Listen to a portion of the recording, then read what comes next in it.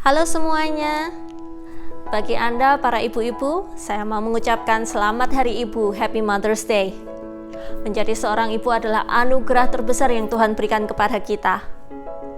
Saya adalah seorang anak dari seorang ibu yang cantik, yang kuat, yang penuh kasih sayang. Dan saya juga punya 2 anak yang lucu, ngegemesin, tapi juga sering bikin frustrasi. Waktu kita melihat sosok seorang ibu, kita melihat sosok yang kuat, yang penuh kasih sayang, yang penuh hikmat, dan tabah dan tekun. Karena dari itu, saya mau mengucapkan terima kasih untuk semua ibu-ibu di sana. Anda melakukan pekerjaan yang luar biasa. Beberapa dari Anda harus tinggal di rumah, mengurus keluarga Anda full time. Beberapa dari Anda harus mengajarkan pelajaran sekolah bagi anak-anak Anda. Beberapa dari Anda juga nggak biasa masak, sekarang harus mulai masak. Dan beberapa dari Anda juga masih pergi ke bekerja. Dan saya sangat kagum karena habis bekerja Anda capek, Anda harus pulang dan menjaga keluarga Anda lagi. Saya cuma mau bilang terima kasih untuk semua pengorbanan yang Anda lakukan bagi keluarga Anda dan bagi komunitas di sekitar Anda. Saya harap Anda bisa menikmati Hari Ibu ini dan nggak bertele-tele lagi. Mari kita semua mulai ibadah kita. Selamat hari Minggu, selamat Hari Ibu. Tuhan Yesus memberkati. Happy Mother's Day. My favorite part about my mom is... So one thing I love about my mom is that... The most favorite part about my mom is that... My favorite thing about my mom is... My favorite thing about my mom is... My most favorite thing about my mom... My favorite thing that I love about my mom is that... My favorite thing about my mom is... She's able to get through any hardship that comes towards her. And she works hard to support me and my entire family. She makes sure I eat. Her willingness to help not only for the family but the friends that she surrounds her with, from colleagues at work to people in church and her friends. It's her loyalty to everyone she cares about. She supports everyone's decisions no matter what. Whether you're going through a hard time, a rough time, anything like that, she'll always be right by your side no matter what. She plays with me a lot. Whenever we go shopping. That she loves me. I love you, Mom. Happy Mother's Day. Happy Mother's Day, Mom. I love you. Happy Mother's Day, Mom. I love you. Happy Mother's Day, Mom. I love you. Happy Mother's Day. I love you, Mom. Happy Mother's Day. I love you. Happy Mother's Day. Love you, Mommy. Yeah. Okay.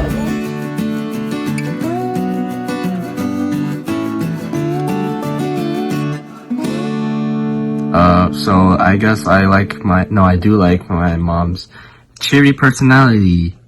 I like how my mom is caring. I like my mom's food. What kind? Cornbread.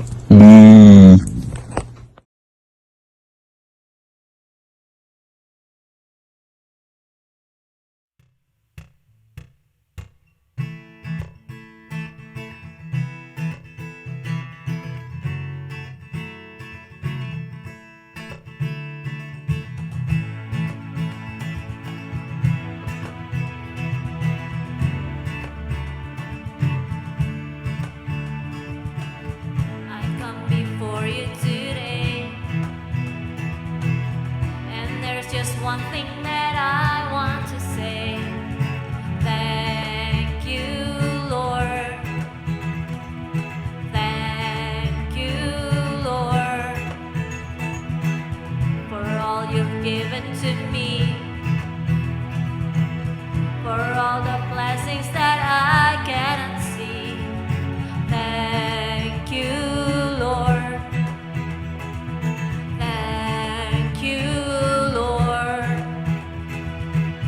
With a grateful heart, with a song of praise, with an outstretched arm, I will bless your name. Thank you, Lord.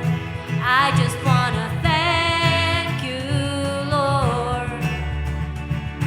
Thank you, Lord. I just wanna thank you, Lord. Thank you, Lord.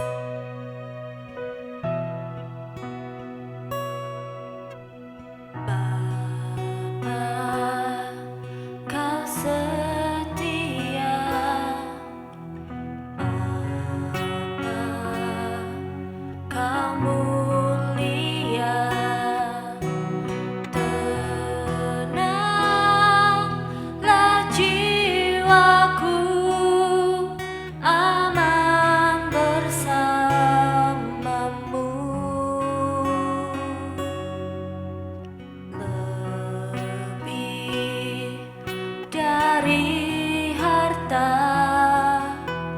Kaulah segalanya. Tenanglah jiwaku dalam hadirat-Mu. Kau tunjukkan kasih setia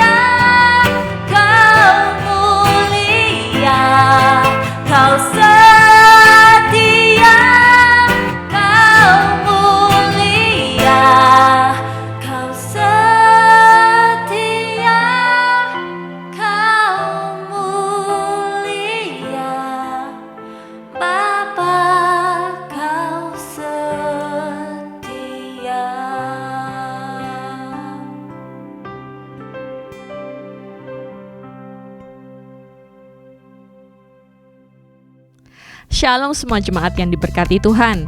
Terima kasih sudah memuji dan menyembah Tuhan bersama-sama dengan kami dan mengikuti ibadah online minggu ini. Sebentar kita akan mendengarkan firman Tuhan yang dibagikan oleh Pendeta Sami Rosid yang merupakan gembala dari Gereja Rock Philadelphia. Saya percaya melalui pesannya kita akan diberikan kekuatan dan damai sejahtera di tengah-tengah situasi yang sulit ini. Sebelum firman Tuhan dibagikan, saya mau mengingatkan kembali bahwa Anda tetap bisa memberikan persembahan Anda dengan mengetik SMS ke nomor layar di berikut ini.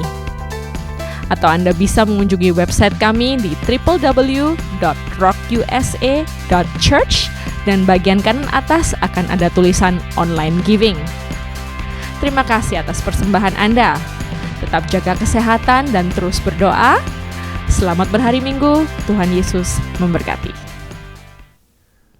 Pada jam 8:17 malam di bulan Maret tahun 1943, sirene tanda bahaya berbunyi di kota London, Inggris. Sirene itu menandakan bahwa ada musuh yang akan datang untuk menyerang mereka. Karena pada saat itu mereka sedang berada di tengah-tengah Perang Dunia Kedua.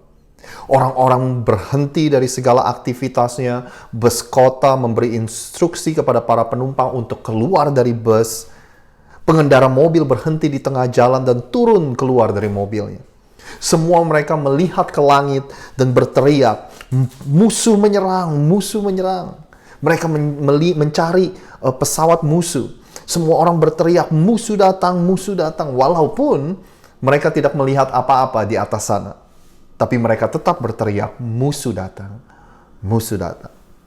Lalu orang-orang menuju ke sebuah stasiun kereta bawah tanah yang bernama Bethnal Green. Di bawah sana sudah ada sekitar 500 orang yang mencoba untuk melindungi diri mereka. Dan dalam waktu yang singkat ada sekitar 1.500 orang yang mencoba menuju ke tempat yang sama. Permasalahannya mulai terjadi ketika begitu banyak orang mencoba untuk masuk melalui pintu yang sama. Dan ketika mereka sedang turun menuju stasiun bawah tanah tersebut, ada seorang wanita yang menggendong anaknya dan dia tergelincir dan pada akhirnya mendorong orang yang ada di depannya, dan orang tersebut mendorong orang yang ada di depannya, dan orang berikutnya mendorong orang yang ada di depannya. Orang-orang mulai berjatuhan dan itu membuat arus orang berjalan berhenti. Dan kekacauan mulai terjadi ketika orang-orang yang masih berada di luar dari stasiun tersebut, mereka berpikir bahwa mereka tidak diizinkan masuk. Akhirnya orang-orang dari luar mulai mendorong. Chaos, saudara. Kekacauan ini berlangsung sekitar 15-20 menit. Dan pada malam itu, ada 173 orang kehilangan nyawa mereka. Pria, wanita, dan anak-anak. Sekali lagi pada malam hari itu, tidak ada musuh yang menyerang. Tidak ada bom yang dijatuhkan. Bukan hal-hal tersebut yang membunuh 173 orang tersebut. Melainkan kepanikan dan ketakutanlah yang membunuh mereka. Saudara, dalam beberapa menit ke depan izinkan saya membahas tentang hal kepanikan dan ketakutan. Waktu Anda sedang menonton rekaman video ini, kita sedang berada di bulan Mei tahun 2020. Realitanya hari ini, kita ada di tengah-tengah pandemi, saudara. Kita sedang diserang oleh dua pandemi, dua wabah. Mungkin ada banyak dari Anda yang bertanya, Rosid, kok ada dua wabah sih? Ya kan? Saya tahu kita ada di tengah-tengah wabah virus corona, di mana seluruh dunia menutup segala aktivitasnya karena virus ini. Tapi pandemi yang satu lagi itu apa, Rosid? Apa sih? Nah, mungkin Anda bertanya, apakah saya ketinggalan berita? Apakah saya belum membaca berita terakhir yang ada? Well, pandemi yang satu lagi itu adalah pandemi yang saya sebut dengan pandemi ketakutan. Saudara.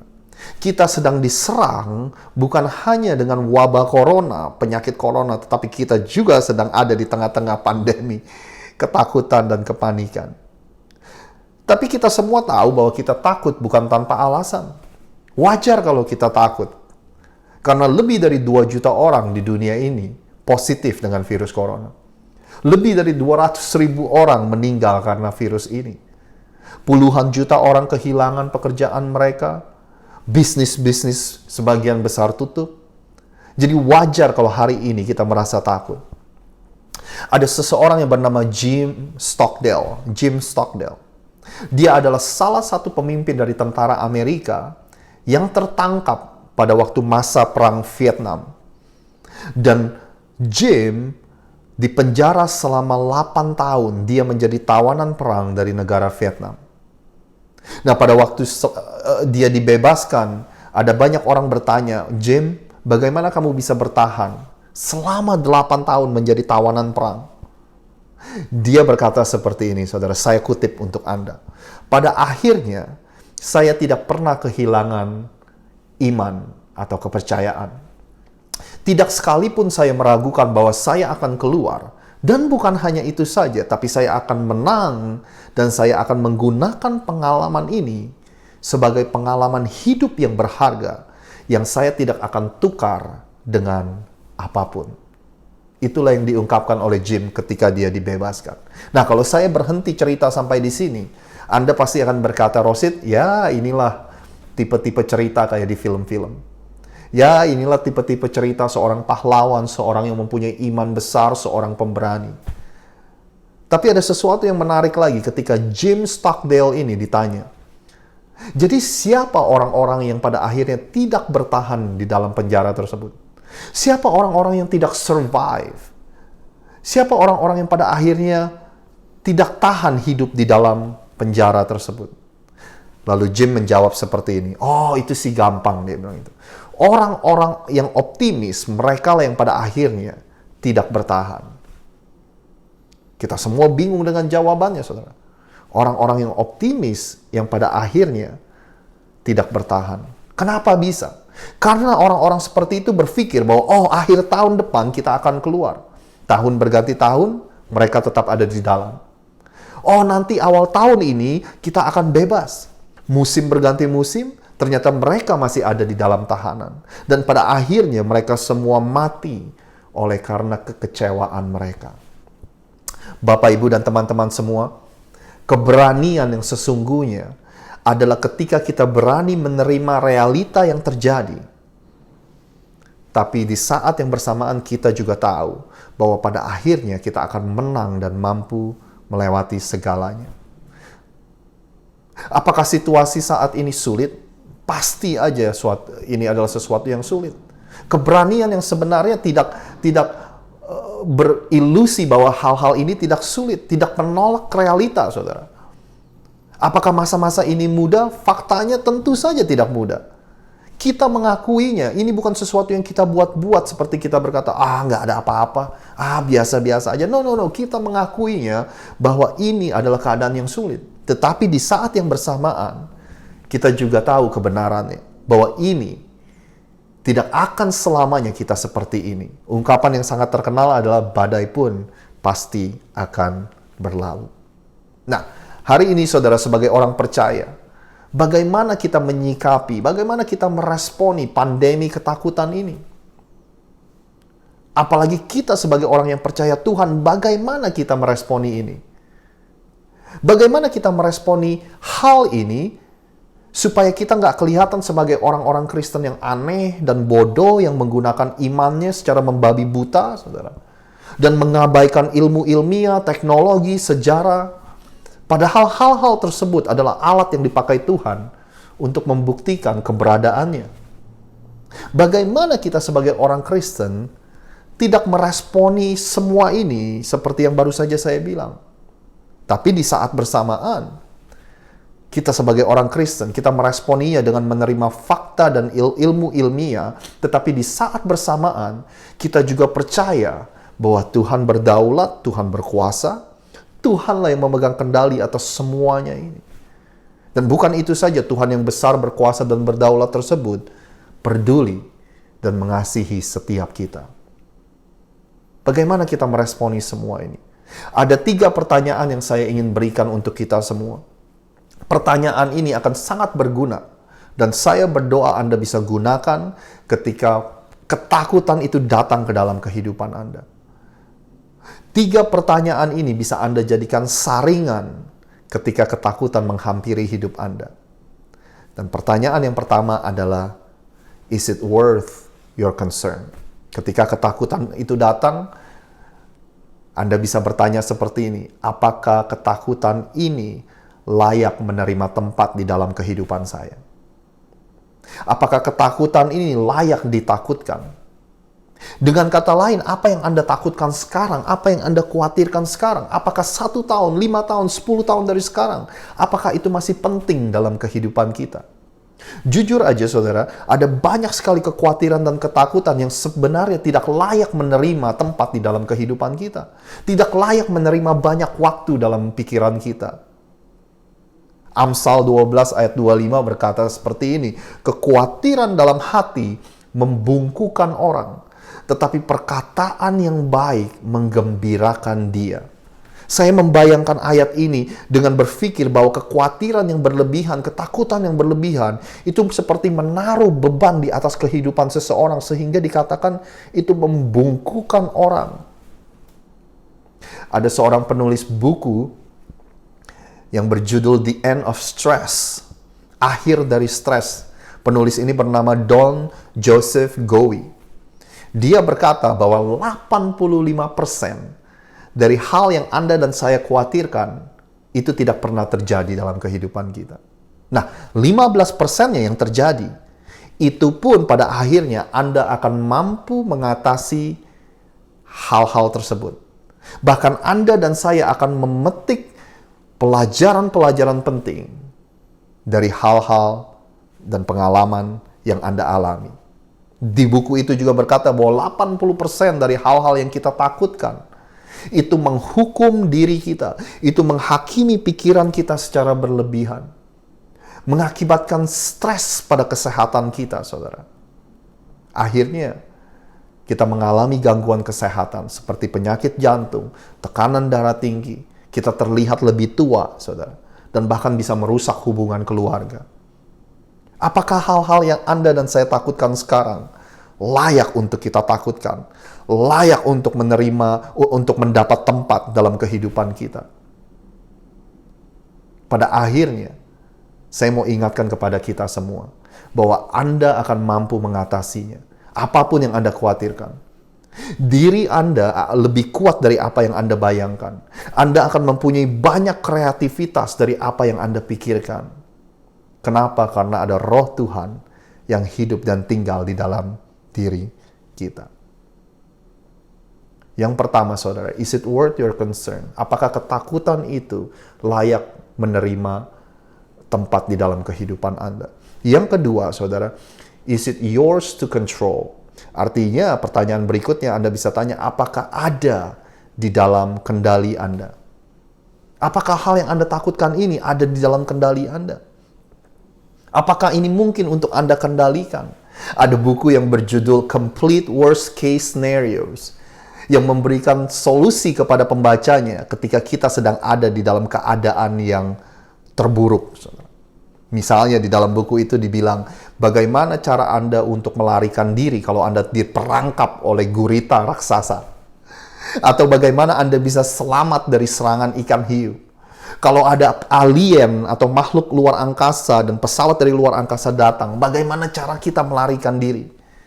Kalau ada gorila yang mengejar kita, bagaimana kita melarikan diri? Bagaimana caranya lari dari teroris? Bagaimana kalau kita terjun payung dan parasut kita nggak terbuka? Apa yang harus kita lakukan? Pokoknya mencoba memikirkan segala skenario yang terburuk di dalam kehidupan ini. Dan bagaimana kita mengatasinya. Bapak, Ibu, dan teman-teman semua, saya sebenarnya tidak perlu memberitahu Anda semua. Kita pun semuanya sudah tahu bahwa tujuan hidup kita bukanlah mencoba untuk memikirkan segala sesuatu yang terburuk yang akan terjadi dan bagaimana kita akan mengatasinya. Bukan itu tujuan hidup kita. Masa kita mau hidup memikirkan, oh saya perlu siapkan ini kalau ini terjadi, saya perlu siapkan itu kalau itu terjadi. Itu bukan tujuan hidup kita, dan hidup itu tujuannya tidak seperti itu, saudara. Dan pada akhirnya, ketika kita mencoba mengendalikan segala sesuatu, kita menjadi seseorang yang menyembah, yang namanya security. Kita menyembah yang namanya keamanan. Kita bukan lagi menjadi penyembah Tuhan. Tahukah Anda, apa yang Anda coba kendalikan, itulah yang menjadi ketakutan terbesar Anda. Sekali lagi saya ulangi, apa yang paling Anda coba kendalikan, itulah yang akan menjadi ketakutan terbesar Anda. Ketika Anda menjadi orang yang mencoba mengendalikan masa depan Anda menyimpan dan menumpuk uang sebanyak-banyaknya supaya Anda siap kalau ini terjadi, kalau itu terjadi. Anda simpan dan Anda simpan dan Anda simpan. Anda berpikir kalau saya butuh ini, kalau saya butuh itu. Kalau itu gaya hidup kita, saudara, pasti deh, percaya sama saya. Ketika kita mendengar sedikit aja berita buruk tentang ekonomi, kita akan langsung panik dan kita akan langsung takut. Kenapa? Karena apa yang paling coba kita kendalikan, itulah yang akan menjadi ketakutan terbesar kita. Ketika kita khawatir akan anak-anak kita, supaya mereka nggak mengulangi kesalahan yang kita perbuat. Kita khawatir nanti anak-anak kita hidupnya seperti apa. Masa depan mereka seperti apa. Bagaimana kalau mereka menikah dengan orang yang salah. Ketika kita mencoba mengendalikan setiap keputusan yang mereka buat, dan ketika kita melihat mereka menjalankan kehidupan tidak sesuai yang kita mau, maka kekhawatiran akan menyerang kita.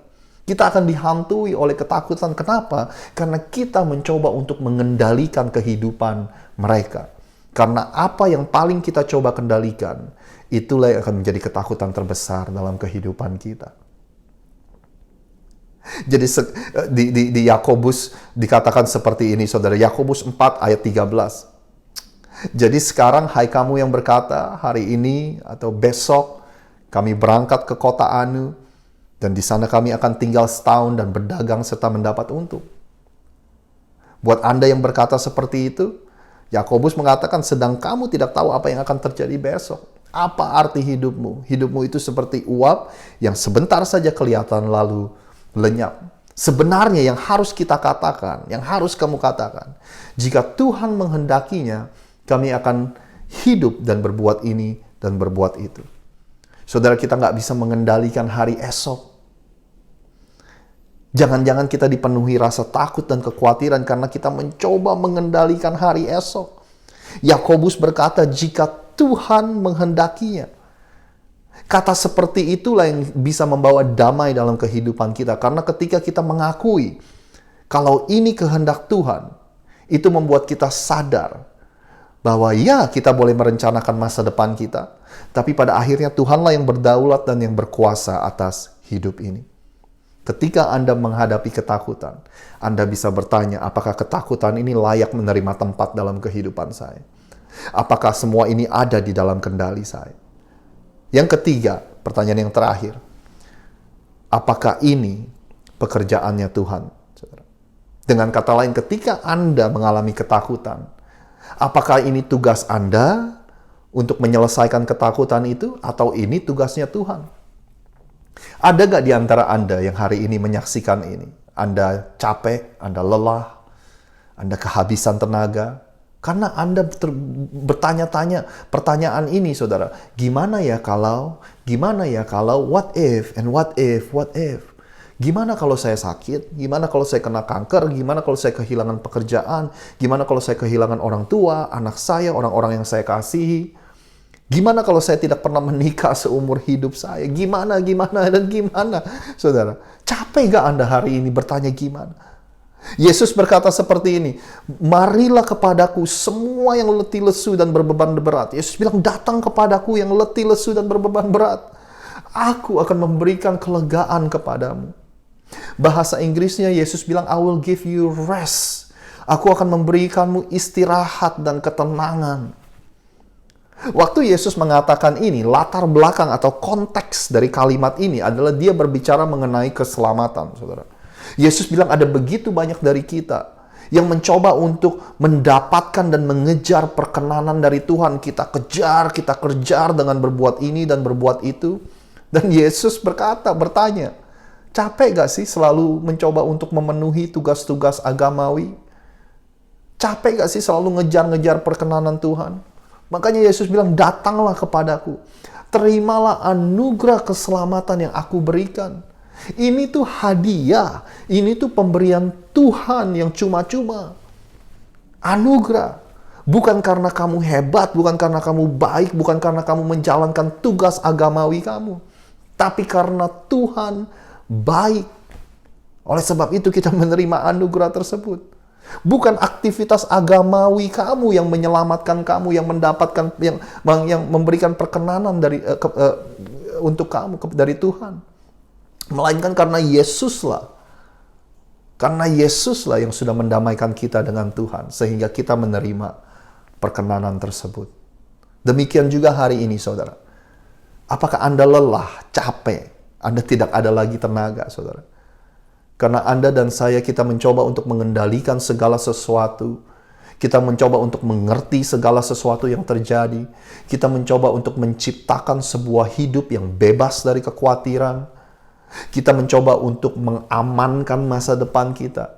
Kita mencoba untuk mengendalikan setiap situasi. Apakah Anda lelah, saudara, hari ini melakukan semua itu? Tidak heran kalau kita semua capek hari ini, karena kita mencoba melakukan pekerjaan yang sebenarnya adalah bagiannya Tuhan. Tentu saja kita kehabisan tenaga dan lelah, karena kita melakukan apa yang seharusnya menjadi tugas Tuhan.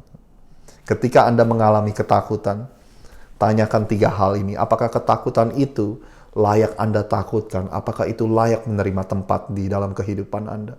Apakah ketakutan ini Anda bisa kendalikan? Apakah semuanya ini ada dalam kendali kita? Yang ketiga, apakah hal ini hanya Tuhan yang bisa selesaikan?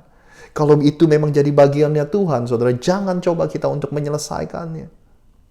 Cara yang terbaik untuk menghadapi pandemi atau wabah ketakutan, yaitu mempercayakan kehidupan kita kepada Dia yang memegang kendali atas segala hal. Saudara, ketakutan mengambil kepercayaan Anda terhadap Tuhan.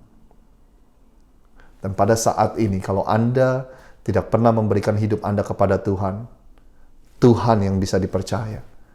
Maukah Anda berdoa bersama-sama dengan saya? Yuk kita berdoa bersama-sama.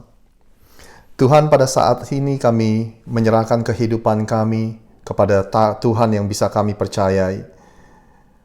Kami akan menaruh kepercayaan kami ke dalam tangan-Mu sepenuhnya, Tuhan, karena kami percaya Engkau mengasihi setiap kami. Dan Engkau telah membuktikan kasih-Mu kepada setiap kami melalui anak-Mu yang telah Engkau kirimkan kepada dunia ini dan mati di atas kayu salib untuk membayar dosa setiap kami. Sehingga kami bisa bersama-sama dengan Engkau di dalam kekekalan. Pimpin kami, tuntun kami. Pada saat ini bukan lagi kami yang hidup, melainkan Engkau yang hidup di dalam setiap diri kami. Ajar kami untuk selalu percaya kepada Engkau, Tuhan. Ajar kami supaya kami lebih beriman di dalam-Mu, Tuhan.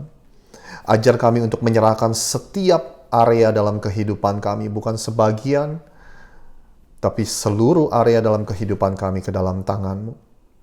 Hari ini kami mau deklarasikan bahwa kami mempunyai confidence, kami mempunyai kepercayaan sepenuhnya kepada Engkau, Tuhan. Dan hanya kepada Engkau.